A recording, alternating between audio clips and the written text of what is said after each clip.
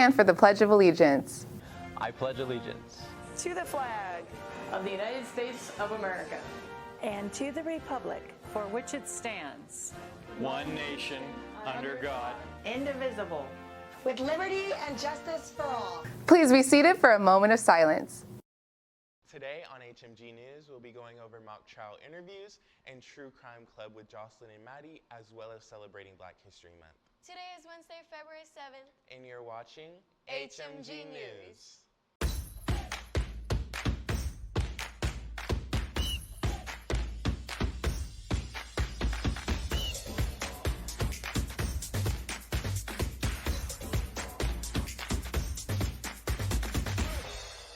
Good morning, Hawks. I'm Braden Berube. And I'm Leanne Valencia. Here are your morning announcements. Hawks, NWCTA is hosting their annual mock trial interviews. This is a chance for you to network and meet some of your possible future employers. They will be held today, February 7th, after school in the banquet hall. Hawks, our student Asima Sahid and some of her very good friends have come together and designed a special charm for the Student Visionaries of the Year campaign held by the Leukemia and Lymphoma Society. They will sell these charms on the stage during lunch for $5. All sales will be donated to the LLS. I truly do applaud her and her friends' dedication to this campaign. Honestly, me too. Heads up, Hawks, True Crime Club is still on the go, itching to solve new mysteries. Let's head to Jocelyn and Maddie for an insight on True Crime Club.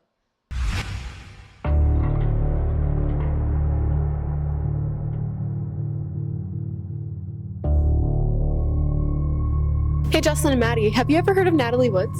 No, who's Natalie Woods? Only Hollywood's brightest star during the 1970s. Unfortunately, this is a true crime show, and I will be talking about possible causes for her death was an accident. Or was it? Tell me more. Natalie Woods was a childhood actor who started her career when she was only 8 years old. Taking small roles in commercials back in the 1950s, she was born into a middle-class family in San Francisco on July 20th of 1983. Natalie was talented and smart, but as her career progressed into her 20s, she met Robert Wagner, her loving husband. But unfortunately, that marriage only lasted 5 years. But 10 plus years later, they remarried, and while on a weekend boat trip to Santa Catalina Island with her husband Robert, she drowned that night. It has never been solved by authorities how she fell off that boat, but it took them until the morning to find her body. The story her husband Robert told the authorities is that he heard a dinghy bumping against a boat that night. This is bizarre because the police found bruises on her body and arms, and she even had an abrasion off her left cheek, but they never knew how it got there. Her husband Robert denied any foul play causes, but it is known that Robert and Woods argued that evening, which Wagner originally denied, but was found to be true by a friend that was on the boat with them that night. Authorities discovered Woods had a 0.14% blood alcohol level with painkillers in her bloodstream. Last year, this case was reopened because authorities expect foul play was involved after all these years. So how do you feel about unsolved mysteries, Leanne? In truth, I actually find it thrilling. I can't say the same for me, but Hawks, if you're like Leanne, I really suggest you go check out True Crime Club. In honor of Black History Month, today we will be recognizing Shirley Chisholm. Shirley, who in 1968 became the first Black woman to be elected to the United States Congress. Chisholm represented New York's 12th Congressional District.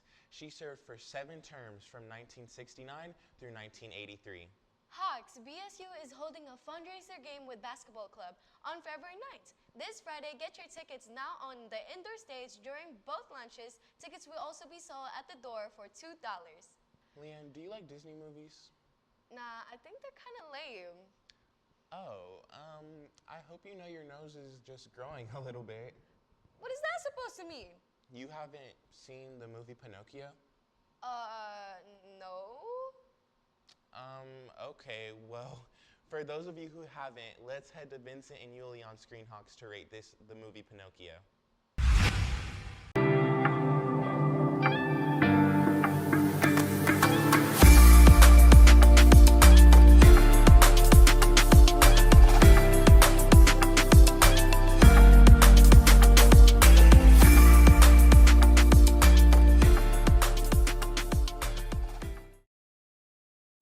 Hey Hawks, I'm Juliana Lizalde. And I'm Vincent Llamas. and welcome to Screenhawks. the show where you watch us tell you what to watch. And today we'll be reviewing Guillermo del Toro's Pinocchio stop motion musical. Guillermo del Toro takes the audience through an adventure featuring an older man mourning loss and finding joy again with his wooden son. From performing in a circus, joining the army, and visiting death and life, Little Pinocchio explores many deep and uncomfortable topics in a colorful and whimsical motion picture. Pinocchio is a movie that covers many topics and moral lessons, such as learning who you are, not telling lies, and taking care of those that you love, and processing the reality of death. The movie is a beautiful reimagined story of an old classic that deserves a solid 5 out of 5 Hawks. That's cut for Screenhawks for today. I hope you enjoyed this episode and stay tuned for future content. I'm Vince Yamas, back to the studio. Scan here for a surprise. Okay, maybe I am lying. That's what I thought. And on that note, thank you for watching this edition of HMG News. Make sure to follow us on our Instagram at hogmediagroup.news. And follow us on our Twitch at HMG_Twitch. You can also catch up on our previous episodes on our YouTube at HMG News. I'm Braden Bruby. And I'm Leanne Chen Valencia. Have a great day, Hawks.